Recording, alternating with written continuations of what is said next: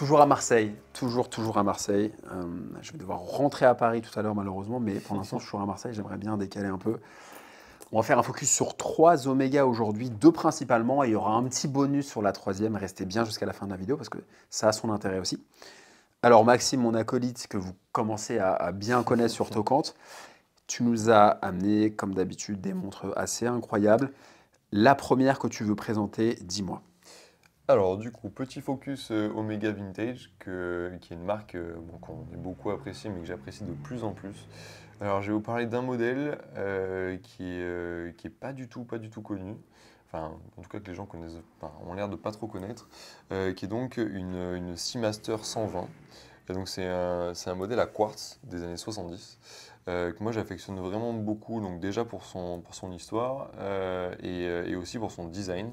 Donc Alexandre, je te propose de faire un petit focus sur la Seamaster 120. Dites Jacques Mayol, parce qu'il a plongé avec celle-ci. Exactement.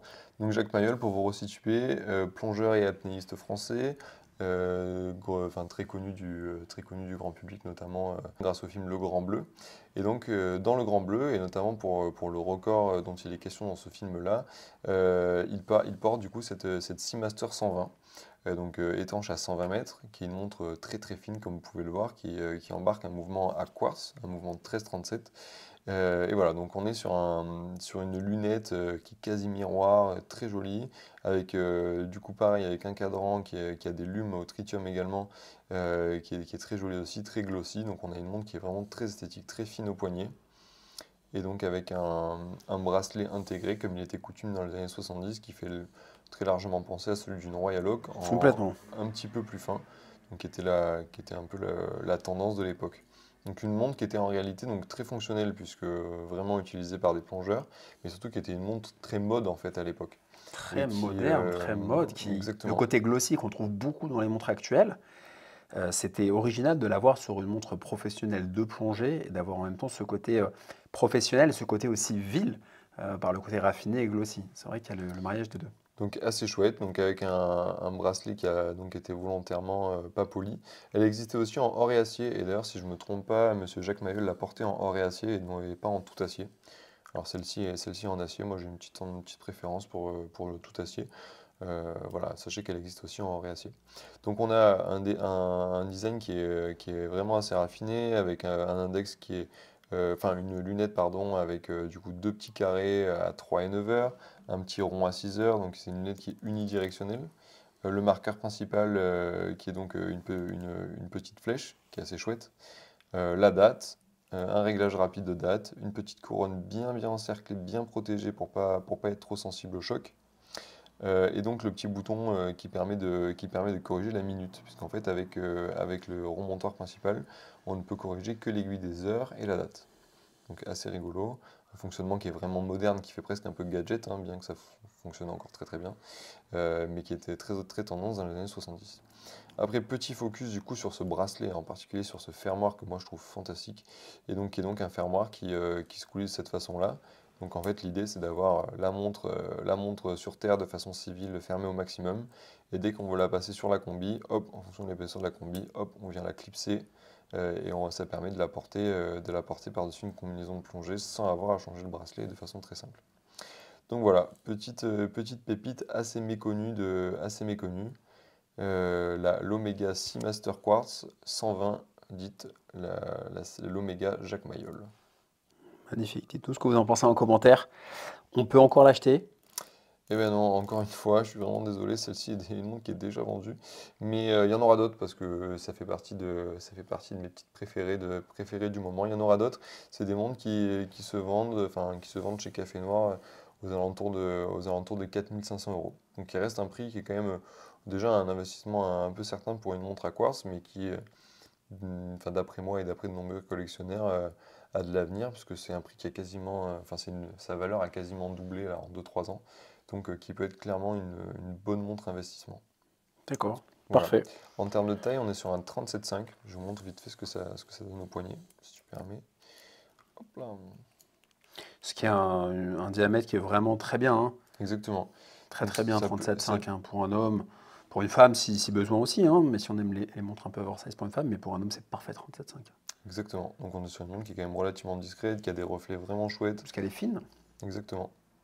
Voilà, un très bon achat, un très bon conseil d'achat pour des personnes qui auraient ce budget-là et qui voudraient une montre un petit peu différente et surtout avec un potentiel d'investissement qui est croissant, quoi. Intéressant, parfait. Génial pour cette première montre. Je crois que tu en as deux. La Alors, prochaine.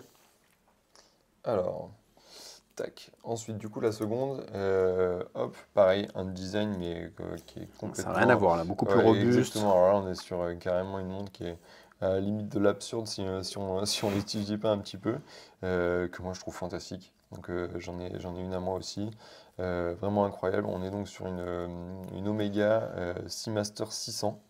Une utilisation uniquement professionnelle, donc c'est un design des années 70 qui était en réalité un prototype. Alors elle s'est vendue en boutique Omega mais très très peu.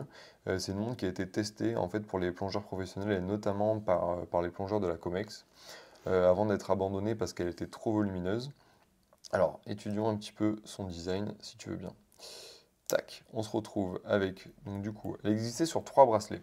Un bracelet comme ceci, donc un peu de type Oyster, alors je ne me rappelle plus exactement le nom de ce bracelet-là chez Omega, avec un bracelet un peu classique. Elle existait sur un bracelet mèche, donc qui est un peu une maille milanaise très épaisse, et elle existait aussi sur un bracelet en caoutchouc de type Isofrane. Hmm. Donc je vous invite à aller jeter un œil, c'était assez rigolo. Du coup, boîtier monobloc, tac, donc derrière avec l'antidérapant pour la combinaison. Impossible de démonter la montre par derrière, c'est vraiment un très très gros bloc d'inox en fait, qui permettait une meilleure étanchéité. Ensuite, donc du coup, vous devez sûrement vous poser la question de ce gros bouton là qui est un peu le. En général, les gens se disent ah, mais à quoi ça sert? Est-ce que ça permet d'appeler les secours ou quelque chose comme ça?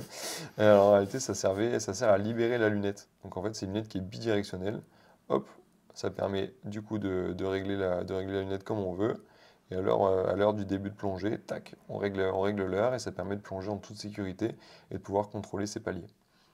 Ensuite, pour la régler, hop, un écrou qui est donc inversé, donc un écrou à 9 heures qui permet une meilleure comment ça s'appelle, mobilité au poignet. Tac, donc on dévisse, on a la tige qui sort, de là, tac, hop, on tire dessus, on a accès au réglage de date, et si on tire le cran d'après, on a accès du coup via un top seconde, parce que vous avez vu, dès qu'on a tiré la couronne, la trotteuse s'est arrêtée, ça permettait de la mettre exactement à l'heure, à la seconde près, et hop, on a donc le réglage de date qui se fait comme ça. Ensuite, hop, on vient represser la lunette, on presse, hop, et on revisse, et poum, on a une étanchéité jusqu'à 600 mètres. Alors du coup, assez chouette, assez marrant, donc c'est la première montre aussi étanche à l'époque. Il faut savoir qu'en fait, à 600 mètres, donc à l'époque, hein, parce que maintenant elle est quand même vachement moins étanche, à l'époque, à 600 mètres, la montre ne prend pas l'eau, simplement elle arrête de fonctionner par déformation du boîtier. Donc en fait, le boîtier vient se compresser à 600 mètres et ça vient bloquer les aiguilles et le mouvement. D'accord. Assez rigolo, donc on est vraiment sur une étanchéité extrême. Et à l'époque, c'était étanchéité avant tout, et presque l'esthétique, c'était pas du tout important. Aujourd'hui, on a quelque chose qui est très caractéristique et qui sort du commun, etc., qui est presque mode aussi. Mais à l'époque, c'était pas du tout l'objectif de faire une montre belle. L'objectif, c'était de faire une Montre montre outil. efficace, quoi. Exactement. Et du coup, ce qui l'a rendu très connu dans le milieu, hors du milieu professionnel, enfin, maintenant on pourrait dire une icône de la mode presque, alors bien que ce ne soit pas son métier d'origine, une icône de la mode des années 70, qui n'est autre que Giovanni Agnelli. Alors je prends mon téléphone pour montrer un peu à quoi il ressemble. Donc qui était le PDG de Fiat dans les années 70 et qui était tout plein de tenues assez incroyables. Et il la mettait Et il la mettait par-dessus la par-dessus la chemise chemise. sur le bracelet Isofrane. Et en fait, il la mettait par-dessus la chemise parce qu'en fait, il faisait des allergies de contact. Donc du coup, on le voit toujours, pas toujours avec des Oméga, mais on le voit systématiquement avec des montres portées par-dessus la chemise. D'accord. Donc assez chouette et ça fait une montre au poignet donc qui est. Toi, t'aimes bien. Quand on s'est vu là tout à l'heure, là, tu la portais. Et c'est vrai que moi, je suis habitué à te voir avec des petites montres. Et ça m'a surpris de te voir avec cette grosse montre. Comme quoi, Ah, tu vois, tu aimes aussi les montres assez imposantes. exactement. Alors c'est assez rigolo parce que la première fois que j'ai vu cette montre, je me suis dit waouh, sublime, ils auraient dû la faire en 36. Bien que ça aurait eu aucun sens, mais trop beau, mais je pourrais jamais porter ça parce qu'effectivement je mets que des petites montres. Et en fait un jour j'ai fait un gros craquage et je m'en suis pris une. Et depuis c'est ma montre presque privilégiée. Donc je suis passé Incroyable. d'un diamètre 34 en moyenne à celle-là qui doit faire un peu plus de 50, je ne me J'aurais rappelle pas plus pensé. exactement. Non, j'aurais pas pensé. Et en Je suis fait, au surpris, là. poignet, je ne sais pas ce que tu en penses, mais au poignet, finalement, elle est assez bien profilée. Et comme c'est pas un rond parfait, eh ben, en fait, alors, certes, ça fait, si on mesure de là à là, c'est la plus grande distance. Mais si on mesure juste la lunette, on est sur un diamètre 40, un peu plus. Et en fait, ça fait une montre qui marche super bien au poignet, quoi. Voilà, elle a de la présence, de la prestance. Euh, c'est vrai que ça, c'est bien. Après, toi, t'es grand, donc si tu veux, ça m'a pas choqué quand je t'ai vu avec. Ça m'a pas choqué, c'était pas disproportionné. Mm. Génial, très belle montre qu'on peut trouver aussi sur ton site, hein, Maxime qui a fait voir les Exactement, elle est montres. disponible pour le moment, Allez-y. donc au prix de 7 600 euros, qui est, je pense, en tout cas j'ai essayé de faire dans ce sens-là, qui est un très bon prix pour cette montre-là. N'hésitez pas à aller voir, sachant qu'il y a eu une réédition de ce modèle-là par Omega, et il est possible qu'il y en ait d'autres par la suite. C'est aussi un gros potentiel d'investissement, Ok, cette montre-là. C'est une montre qu'on voit de plus en plus enfin, voilà, en tout cas, il y a beaucoup de gens qui disent qu'il pourrait y avoir une tendance à la hausse encore plus tard. Donc, si vous aimez le design, des montres un petit peu atypiques sur des marques quand même qui sont très jolies, et que vous voulez faire un petit coup, un petit invest, ça vaut peut-être le coup de se pencher sur cette référence-là. ok. Message passé. Hop, est-ce que tu veux la passer? Vas-y. Je pense qu'elle doit être à ta taille. Du coup, c'est à ma taille. Parce qu'elle est grande, là, c'est mon associé qui l'a mise. Et du coup, elle est immense. Ah bah non, tu vois, t'as encore un peu gros. Je te la clipse. Je sais pas quelle est la taille de mon poignet, il faut un jour que je mesure. Alors, les amis, ça vous plaît ou pas sur moi? Enfin, une montre à ma taille. C'est spécial, hein? Pour ça Tu la d'avoir une porterais ça, grosse toi? Panerai. J'ai un peu l'impression d'être Stallone avec, quoi, tu vois, c'est expandable. C'est un peu gros, mais par contre, il y a une super lisibilité. Et bah après, je pourrais la porter, ça dépend de mon état d'esprit, quoi. Au quotidien, je pense pas, mais elle n'est pas inconfortable, par contre. Elle est assez confortable. Tu vois, je trouve que bon, elle est un peu serrée, mais.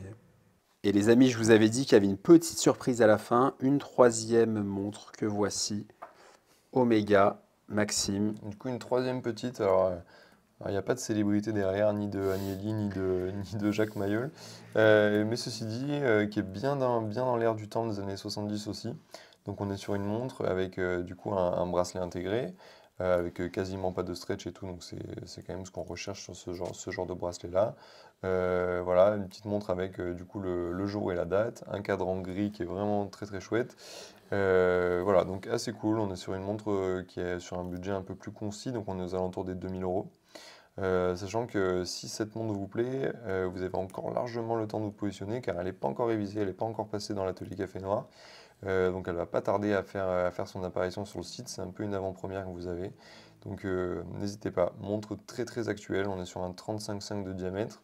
On est vraiment sur les types de montres qui sont très demandés et très actuels en ce moment et qui prennent leurs racines très largement dans les années 70 comme on a pu voir avec la fameuse Jacques Mayol. On voit un petit air de parenté quand même.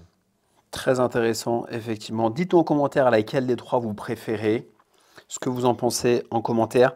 Toi, Maxime, si tu dois en choisir une des trois, je Hmm. pense que tu vas hésiter entre deux, mais j'aurais du mal à te. Alors moi je crois, j'aurais vraiment du mal parce que moi, enfin, à titre personnel, je fais beaucoup d'apnée et donc du coup je plonge énormément. Donc l'histoire qui va me parler le plus, j'aurais dit que c'était celle-là parce que Jacques Mayol, enfin, depuis que je suis petit, je vois le Grand Bleu, j'habite à côté de la mer, je suis très souvent dedans. Donc j'avoue que c'est l'histoire qui va peut-être me parler le plus. Et après, ceci dit, si je dois réfléchir un peu plus longtemps, j'aurais du mal à abandonner celle-là dans le sens où bah voilà, une des rares montres qui a été utilisée par la Comex, qui est un petit peu accessible en termes de prix, bien que ce soit quand même un vrai budget. Donc petite Comex, du coup, le siège social est à Marseille, c'est pour ceux qui ne savent pas. Donc petite histoire du coin et à ma ville à laquelle je suis très attaché, donc j'aurais vraiment beaucoup de mal à hésiter entre ces deux-là. Euh, N'hésitez pas à nous mettre du coup en commentaire, comme dit si bien Alexandre, ce que vous en pensez, mais j'aurais vachement de mal, en tout cas. Bah, dites-nous, hein, moi, me concernant, c'est celle-ci. Mais à vous de jouer en commentaire. Je vous dis à très bientôt pour une prochaine vidéo avec Maxime. Salut!